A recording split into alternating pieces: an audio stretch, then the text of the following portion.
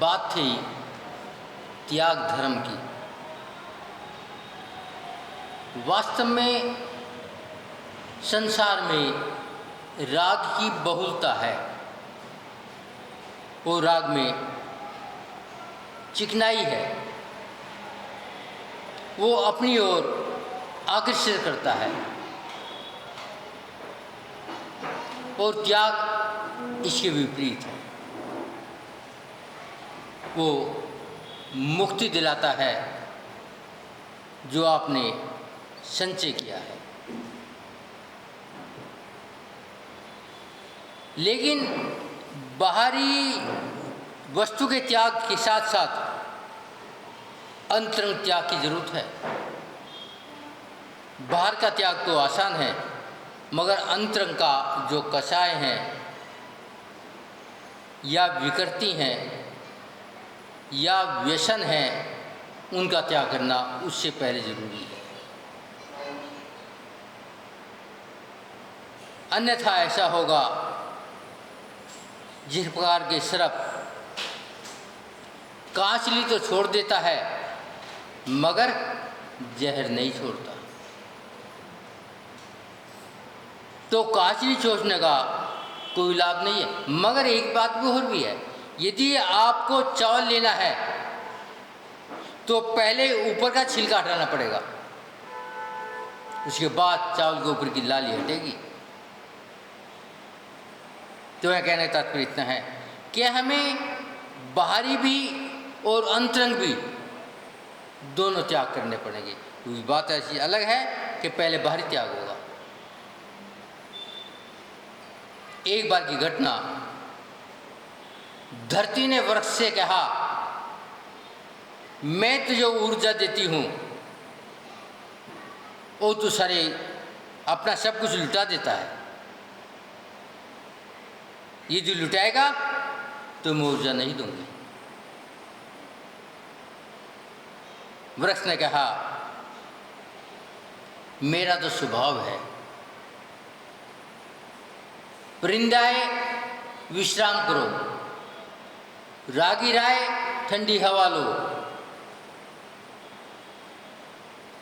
पशु आए तो पत्ते खाए, मानव आए तो फल खाए। मेरा स्वभाव है, मैं नहीं रोक सकती। और पृथ्वी कुपित हो गई। उसने वृक्ष को ऊर्जा देनी बंद कर दी। पत्र झड़ा गया, सब पत्ते झड़ गए और टहनी सूखी सूखी लगने लगी। अब पृथ्वी कहती है, देख ले अपने आप को, अब तो संभल जा। वृक्ष कहता है, मेरा तो स्वभाव, मैं चाहता हूं अब भी कोई मेरी लकड़ी से रोटी बना ले। ये बात सुन पृथ्वी बड़ी खुश हुई, उसे पुनः ऊर्जा देना शुरू हुई और हरियाली आ गई। बिल्कुल ठीक इस प्रकार से एक बार हिमालय ने गंगोत्री से कहा, तू मेरे से पानी लेता है और सारा लुटा देता है, ये तेरी स्थिति ठीक नहीं है। गंगोत्री ने कहा, मेरा तो स्वभाव, मेरे से जमीन उपजाऊ हो जाए, तृप्त हो जाए, प्यासे को पानी मिल जाए, लेकिन जितना मैं देती हूँ और जब सागर में जाती हूँ असंख्यात गुना पानी हो जाता है। अब विचार करो, पानी कैसे बढ़ा? जब गंगोत्री हिमालय से निकली नाली की तरह होती है, और जब सागर में जाती है ये विशाल होती है। वो रास्ते में कहीं से पानी लेती नहीं, मात्र देती है, देती है, देती है। तो कभी सोचना ये पानी कैसे बढ़ा? तो आचार्य कहते हैं, दान से घटता नहीं। जबकि पानी तो दिखता है, कहीं से आता नहीं, बढ़ कैसे गया? और तुम्हारा दिखाई दे रहा व्यापार से आएगा, नौकरी से आएगा, कहीं से तो आएगा, लेकिन हम इस बात को मानने को तैयार नहीं है। आचार्य मुनि की दृष्टि से परिग्रह का पूर्ण त्याग या परिग्रह से निर्वर्ती त्याग कहलाती है, मगर गृहस्थ की दृष्टि से त्याग की बात नहीं है, वहाँ दान की बात है। क्योंकि गृहस्थ को गृहस्थी चलाने के लिए धन की आवश्यकता है,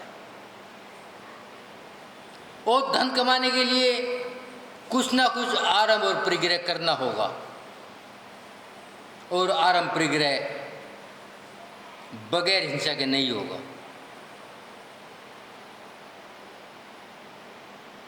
और जब हिंसा होगी तो कपड़ा खून में सनेगा, और खून का कपड़ा के लिए जल चाहिए, पुण्य रूपी जल। और आपके पास मात्र पुण्य रूपी जल एक ही है कि अपनी संपत्ति का, अपनी आमदनी का, दो चर्चा ग्रंथों में आती हैं कि अपनी आमदनी के 4 हिस्से कीजिए। एक हिस्सा आगामी के लिए सुरक्षित, 2 हिस्से में अपना जीवन का निर्वाह, और एक हिस्सा दान। मगर यदि ये संभव ना हो तो अपनी आमदनी के 10 हिस्से कीजिए, 3 हिस्से सुरक्षित और 6 हिस्से में अपना काम चलाओ, एक हिस्सा दान। आचार्यों ने इससे कम दान की बात नहीं करी है, मगर एक शक्कर होती है, एक कपूर होता है। जब शक्कर डालते हैं तो चींटी आ जाती है, और कपूर डालते हैं तो चींटी गायब हो जाती है। आप कौन हैं, शक्कर है कपूर? यदि आपके पास कोई चंदा वाला आ जाए, पापा देखते हैं भाई तो है ही नहीं, सलाह करेंगे, और खुद दिन आ जाए तो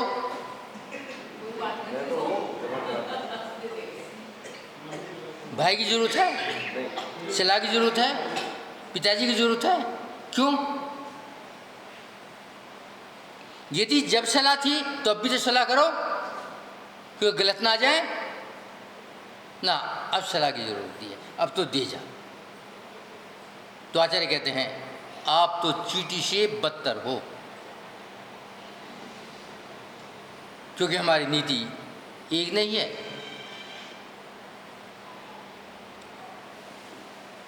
तो आचार्य कहते हैं आना और जाना, आगमन और निकासी दोनों जरूरी हैं। यदि बांध पर निकासी का दरवाजा बंद कर दिया जाए तो बांध टूट जाएगा। बांध में भी एक रास्ता रखना पड़ता है। और कहते भी हैं कि जब पानी बढ़ता है तो शाणे आदमी दोनों हाथ से निकालता है, अन्यथा नाव डूब जाएगी। ये स्थिति धन की है, कि पाप का धन 10 साल से ज़्यादा नहीं टिकता। विचार करो, 2 नंबर का धन कौन सा होता है? वो उस पर मोहर लगी होती नोटों पर। चोरी का होता है, क्या होता है? क्योंकि उस पर गवर्नमेंट का टैक्स नहीं दिया, बाकी मेहनत पूरी है, कोई गड़बड़ नहीं। यही स्थिति है आपकी 2 नंबर की रकम की। यदि आपने दान दिया तो शुद्ध रकम होगी, और नहीं दिया तो शुद्ध। तो कहने का मतलब है हमने कभी इस तरफ ध्यान नहीं दिया। विचार करो, सागर में पानी है और बादल में पानी है। सागर पानी का संग्रह करता है तो पानी खारा है, बादल पानी को देता है, पानी मीठा है। पानी जबकि वही है, बादलों में पानी तो सागर से आया है, मात्र भाव के परिवर्तन से पानी का स्वभाव पलट गया। ये स्थिति तुम्हारी होनी चाहिए कि यदि मेरा पैसे का सदुपयोग हो जाए तो आचार्य कहते हैं सरलता आ जाए। मगर बड़ी विचित्रता है, आज का धन व्यसनों में और नाम में तो जा सकता है, सदुपयोग नहीं होगा। एक बार नवभारत टाइम्स में छपा था दिल्ली प्रकरण में, अब पंचम काल के धनपति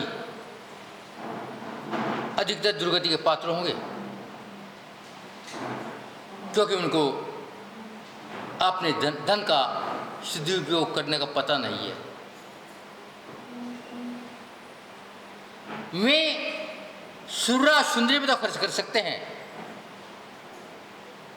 मगर किसी की सहायता नहीं कर सकते। अब देखा भी जाता है, यदि आपके पुत्र की शादी है तो कोई नैनीताल, कोई मंसूरी, कोई जयपुर, कोई कहाँ कहाँ कहीं में नाच गाने में, मगर पैसे का सदुपयोग नहीं हुआ। इसलिए आचरण जो पहले का गलत नहीं लिखा, और हम इस तरफ ध्यान भी नहीं देते। आचार्य कहते हैं इस कलिकाल में धन कमाना बहुत आसान है और खर्च करना बहुत मुश्किल है, क्योंकि हम धन का उपयोग नहीं जानते। जबकि ये धन, ये लक्ष्मी, ये वैभव शाश्वत नहीं है, और तेरे साथ एक सुई की नोक के बराबर धन नहीं जाएगा। विचार करो, सिकंदर ने कितनी मारामारी करी, क्या गया? चक्रवर्ती के पास क्या जाता है? और आपने देखा भी होगा, लक्ष्मी को वैश्या कहते हैं, कीर्ति को कुंवारी कहते हैं, धन को वैश्या, कीर्ति, कुमारी, वो लक्ष्मी की मूर्ति हमेशा खड़ी होती है, बैठती नहीं कभी। कहीं भी मूर्ति बैठी नहीं मिलेगी। कारण लक्ष्मी कहती है मैं तेरे यहाँ स्थिर नहीं हूँ, कभी चली जाऊंगी। मगर मैं तो अलमारी में, तालों में, लेकिन जाती पता भी नहीं चलता। एक सच्ची घटना हमारा चतुर्मास एक गांव में हुआ, शायद 2007 में। उस गांव में लोगों के पास अपार धन की सीमा नहीं थी, और बाहर इतनी सी दुकान, कोई नमक बेच रहा, कोई हल्दी बेच रहा, कोई चावल बेच रहा, कोई धनिया बेच रहा, कोई कपड़ा बेच रहा, इतनी सी दुकान में 10-5 हज़ार का सामान बस, और पैसा अपार। यदि कोई हीरा बेचने आ जाए एकदम 5 करोड़ का, तो 5 मिनट में पेमेंट। हम सोच जाते थे खदान पे वही था और कुछ था ही नहीं वहाँ पे। हमें रोजाना एक बुजुर्ग ब्राह्मण मिलता था, सर्दी का मौसम, उसके बदन में एक चड्डी और एक बनियान, और कोई कपड़ा उसके पूरे शरीर पे कभी नहीं देखा। और उस जमाने में कहते थे इसके यहाँ कम से कम 20 करोड़ रुपए के हीरे पड़े हैं घर पे, और 25-30 करोड़ रुपया बैंक में भी है, एक नंबर का। 3 बेटे हैं, तीनों अरबपति खरबपति हैं। उस बूढ़े ने कभी जीवन में एक दिन रोटी नहीं खाई। क्यों? गैस जलेगी, मसाले आएंगे, सब्जी लगेगी, नहीं जाने क्या कर रगड़ा पड़ेगा। खाली आटा लेता था, भूनता था, पानी में घोल के पीता था नमक डाल के। तो विचार करो वो धन उसके साथ जाएगा क्या? रोज मिलता था डेली, और रोज कहता था महाराज आशीर्वाद दे दो, एक मोटा सा एरिया मिल जाए, मैं फिर जुनार कर जुमाऊंगा, मतलब पूरे गांव को भोजन दूंगा। तो हम कहते थे जो पहले रखा उसका क्या करेगा, वो तो हमारे रिजर्व है। तो कहने का मतलब है छोड़ना और छुड़ाना। भैया जी बंद करना बता देना, नहीं आज प्रोग्राम है ना कुछ लंबा। छोड़ना और छुड़ाना, जो छोड़ा जाता है उसमें शांति होती है, जो छुड़ाया जाता है उसमें पीड़ा होती है। जैसे जब आप सुबह सो जाते हैं तो फ्रेशनेस महसूस करते हैं, और यदि बमन हो जाए तो बीमार महसूस करते हैं। यदि आप दान देते हैं तो खुशी महसूस होती है, और जेब कट जाए तो पीड़ा होती है। आचार्य कहते हैं बस इस बात को समझ ले। आचार्य कहते हैं जरा सुन ले हमारा जैन दर्शन क्या बताता है। हमारे जैन ग्रंथों में कथानक आता है, एक जैन सम्राट, एक ही पुत्र, अपार धन, मां कंजूस, ना दान दे ना पब्लिक की सेवा करे, और वे मर गए। एक ही बेटा था, गद्दी बेटा, महान धर्मात्मा, गद्दी पे राज तिलक होती सबसे पहले विधान किया। विधान किया तो कहा याचकों को दान करो, भंडारे कहो भंडारे से पैसे निकाल के लाओ। भंडारे में गई, सांप यो बैठा, काला बिल्कुल भयानक, और उसकी जाती फुंकार मारी, भंडारी वापसी। फिर मंत्री को साथ में भेजा, दोनों जाओ। साहब ने फुंकार मारी, क्या करे, दान की घोषणा होगी और पैसा है नहीं, ये राजा का अपमान है। मगर सांप ने दहन नहीं दिया। फिर बेटा गया, मतलब सम्राट ही गया, और देखा सांप बैठा है, लेकिन अब उसका रुख बदला हुआ है, एक साइड में हो गया। धन निकाला और दान कर दिया। संयोग से एक मुनि महाराज विचरण करते हुए जंगल में आ गए। उनका बेटा महाराज के चरणों के पास गया, महाराज मेरे भंडारे में ये क्या घटना घटी, मैं नहीं समझ सका, मेरा मुनि बेईमान है या मंत्री बेईमान है। तो महाराज कहते हैं ना मुनि बेईमान है ना मंत्री बेईमान है, और वो सांप तेरे पिताजी हैं। इतना सुनकर उसे वैराग हो गया। कहता है तो महाराज बताओ उसका कुछ उपाय हो सकता? हाँ हो सकता है, उसे तुम संबोधन दो। उस राजा ने अपने बेटे को संबोधन, अपने पिता को संबोधन दिया, तू सम्राट कहाँ निंद पर्याय, इस लोभ के कारण। जब उसने सुना उसे जातिस्मरण हो गया, सर्प को। वो जातिस्मरण होने के बाद में वो अपने आप में स्थिति में आया और वास्तविकता समझी। तो आचार्य कहते हैं तुम मरने से पहले सांप बनो, उससे पहले अपने आप को संभाल लो। मैं सुनने के बाद कह रहा भैया अभी तो रुकना में 2 महीने यहाँ पे, लेकिन यह बात सच्चाई है, यदि आपने अपने पैर से नहीं हुआ आप सांप नहीं सब मेंढक बनोगे जरूर। कई उदाहरण हमारे ग्रंथ में आते हैं।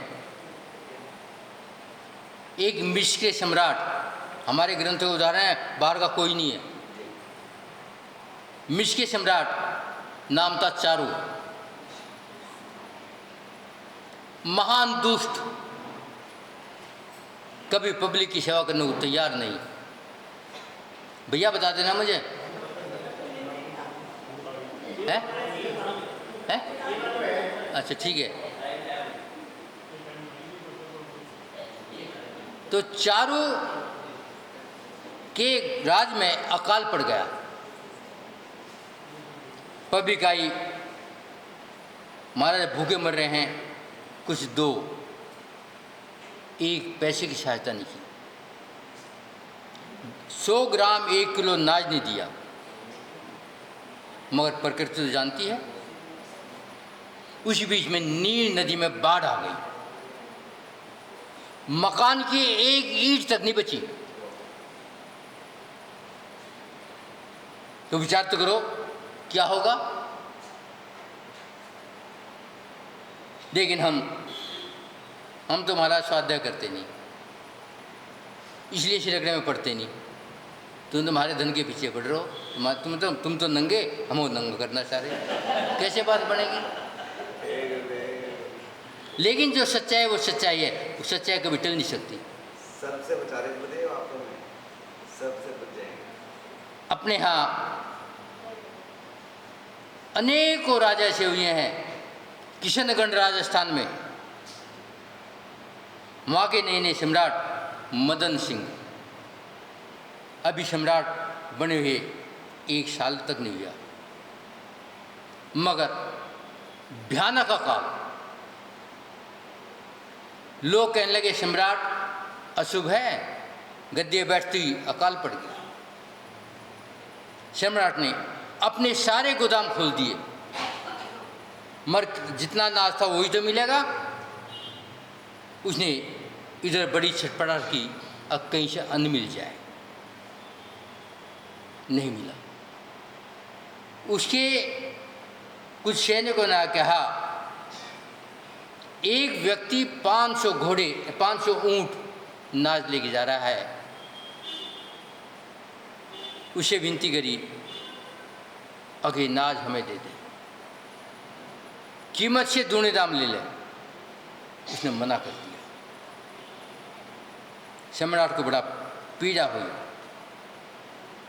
और उसको राज दरबार में बुलाया। उसका